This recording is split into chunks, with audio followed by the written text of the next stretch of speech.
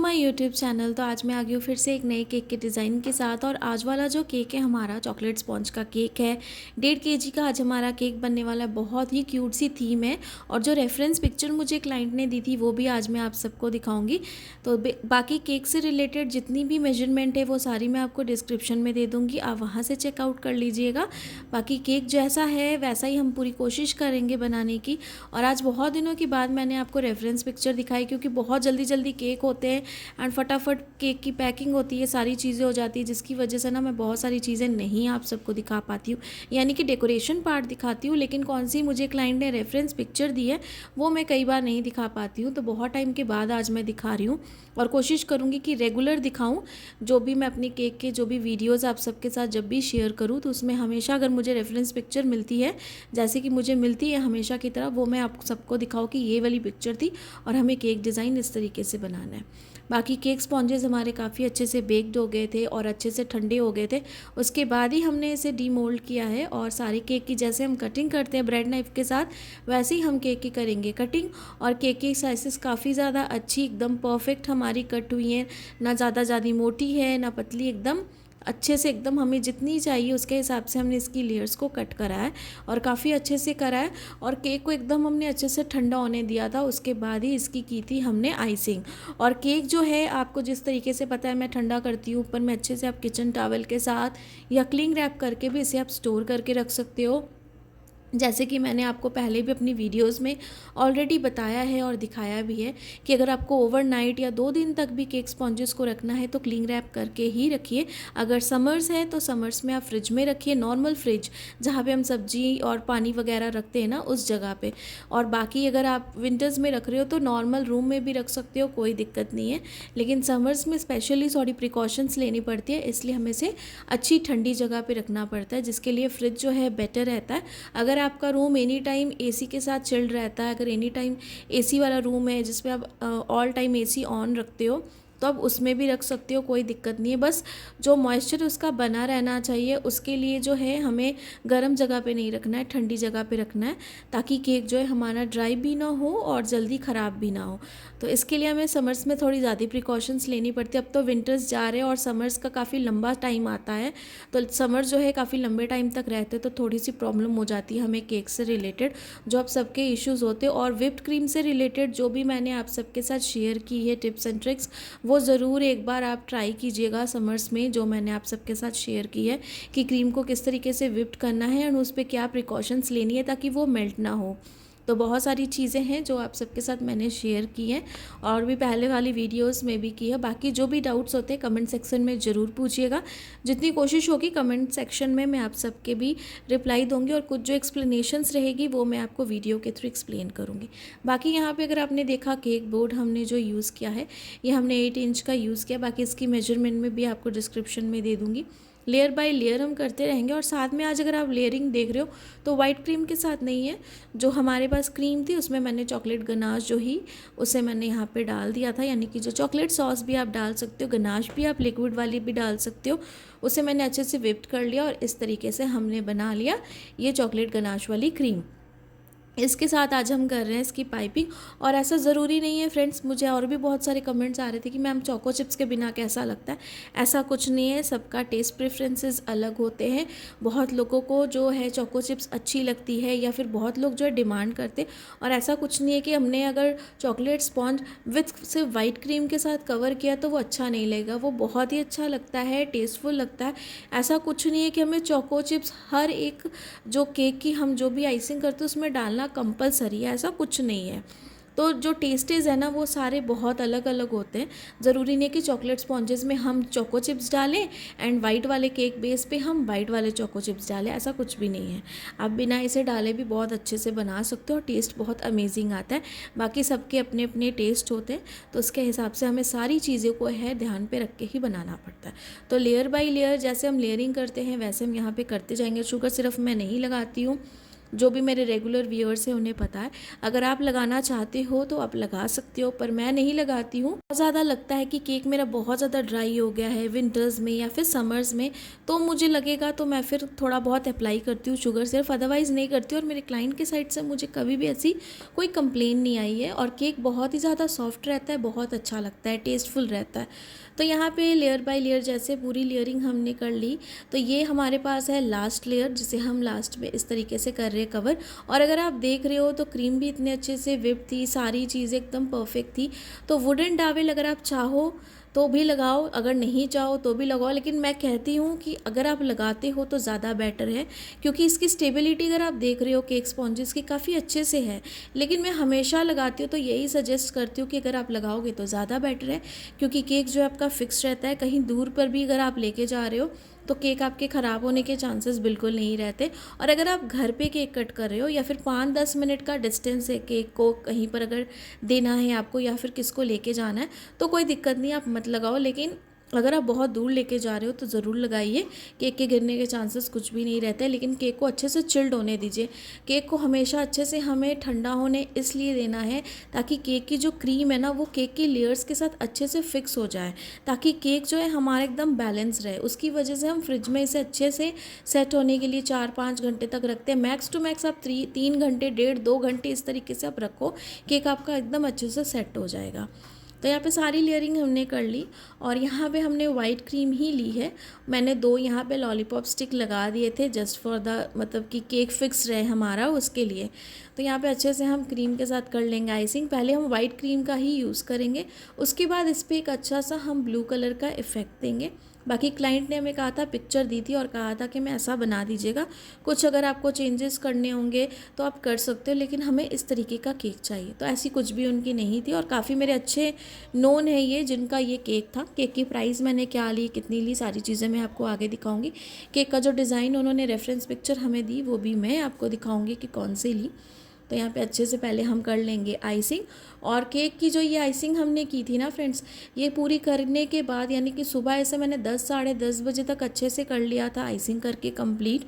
उसके बाद इसे मैंने पूरा रहने दिया, यानी कि शाम को 5 बजे जाके मैंने की थी केक की पूरी फॉन्डेंट की डेकोरेशन, यानी कि सेमी फॉन्डेंट हमारा केक था। तो फॉन्डेंट की जितनी डेकोरेशन थी वो मैंने 5 बजे की। 4 बजे से मैंने कुछ इस तरीके से बनाना सारा कुछ शुरू किया, जितने भी आइटम्स थे। और 5 बजे जो था इस केक को मैंने अच्छे से डेकोरेट करना शुरू किया। 5:30 पौने 6 तक जो क्लाइंट थे वो आ गए थे मेरा केक लेने, क्योंकि 6 बजे तक का उन्होंने टाइम दिया था।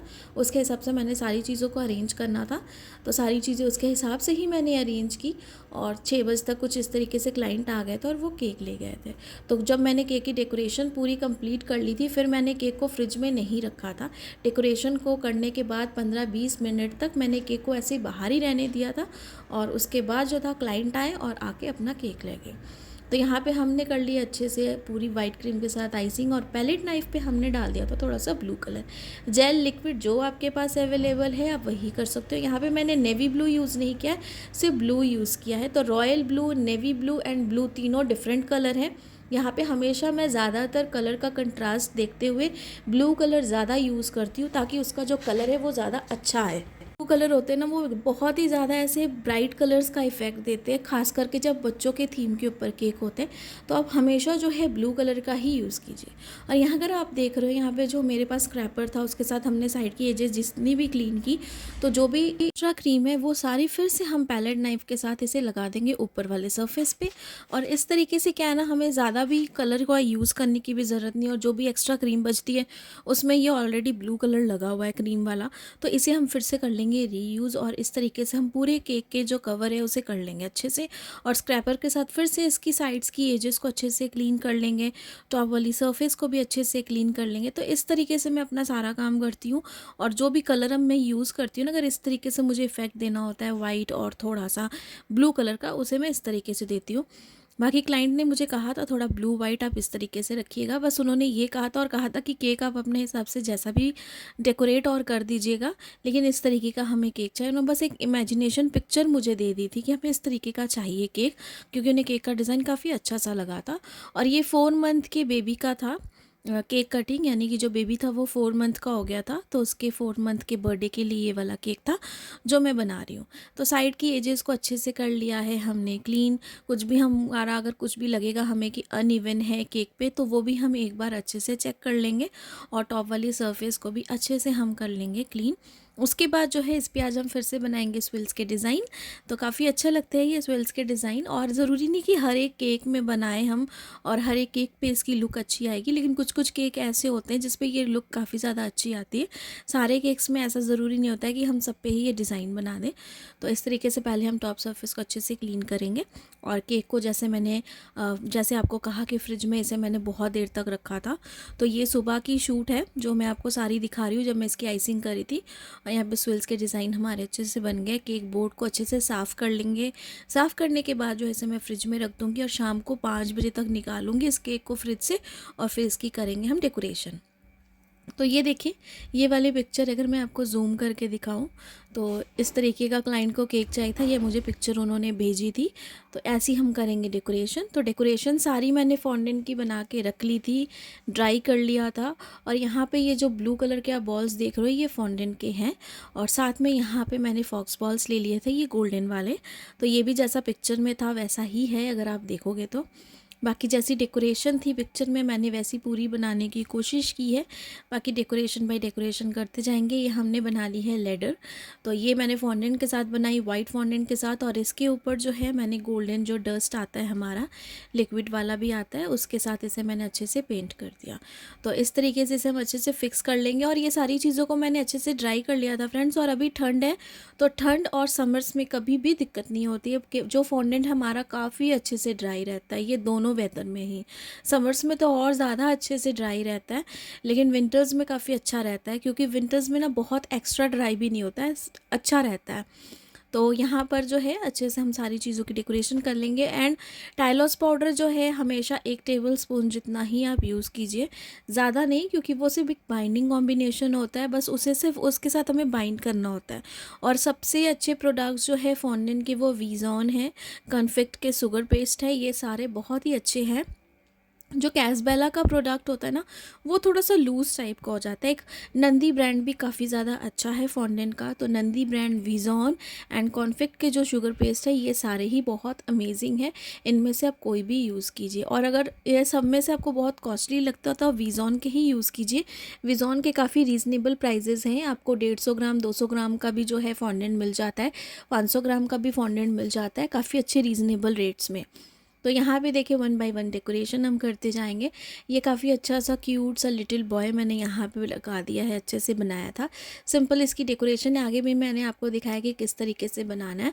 तो जो भी मेरे चैनल पे मेरे रेगुलर व्यूअर्स हैं उन्हें भी पता है, और जो भी मेरे चैनल पे नए हैं आप प्लीज़ जाके पहले से भी वीडियोज़ देखिएगा। और अगर किसी को ये वीडियो की ट्यूटोरियल चाहिए होगी फॉन्डेंट से रिलेटेड, जो यहाँ पर मैंने फॉन्डेंट डेकोरेशन बनाई है, तो इसकी भी मैं वीडियो अपलोड कर दूँगी, मैं आप सबके साथ शेयर कर दूँगी। अगर जिन्हें भी ये फॉन्डेंट के मैंने कैसे बनाए हैं कार्टून्स अगर ये सारे देखने हैं, तो यहाँ पे 1 बाय 1 जो क्लाउड कटर के साथ हमने क्लाउड्स कट कर लिए थे, सिंपल है, 2 क्लाउड्स को कट के लिया था, और बीच में मैंने लगा दी थी टूथपिक, और इसे इस तरीके से हमने कर लिया अरेंज।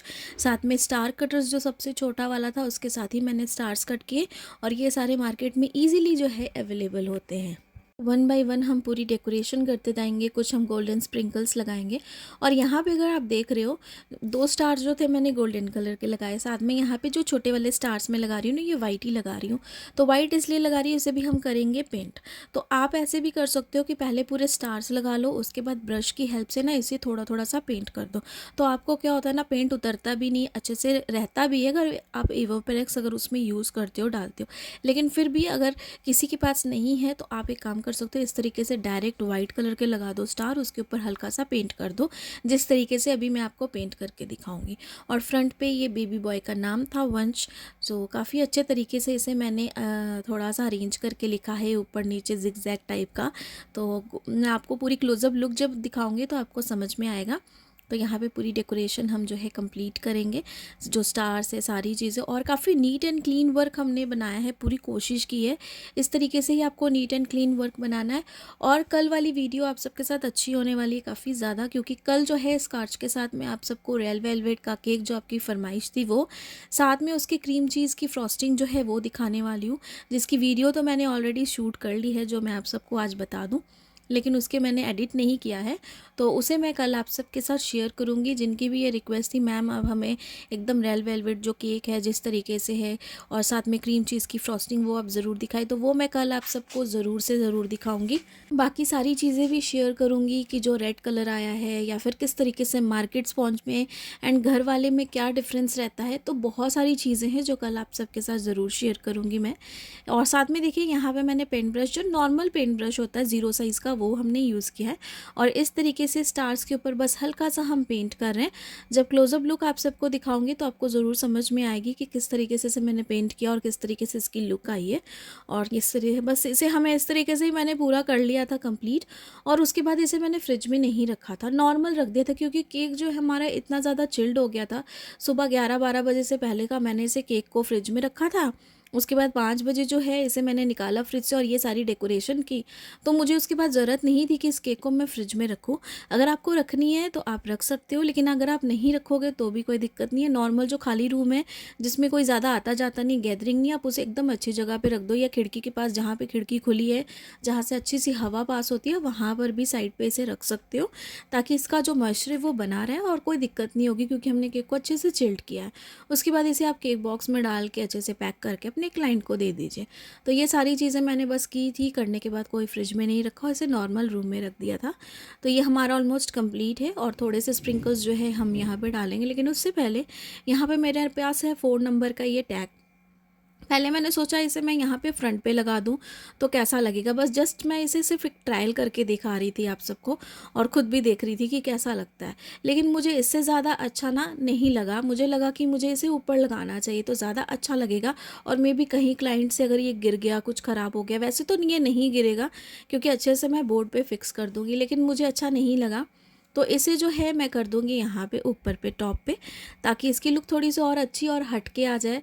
तो यहाँ पे मैंने कुछ सोचा कि कहाँ पे लगाओ, सिलेक्ट करी थी और इसे मैंने इस जगह पे लगा दिया।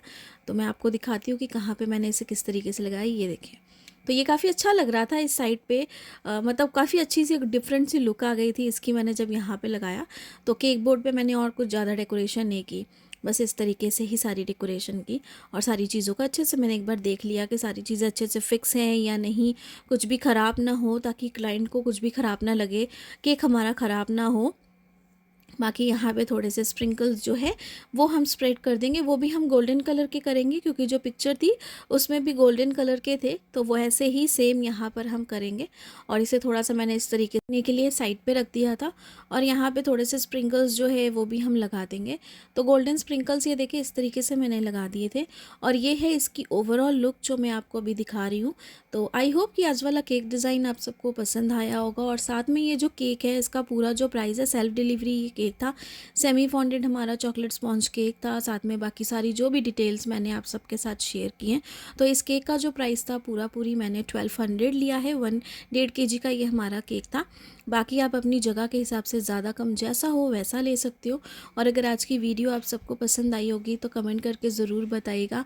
बाकी ऐसे ही ढेर सारा प्यार सपोर्ट मुझे करते जाइएगा जैसे आप हमेशा करते हो, और जो भी डाउट्स होते हैं ज़रूर पूछिएगा, पूरी कोशिश करूँगी आप सबके डाउट्स क्लियर करने की। Thanks for watching.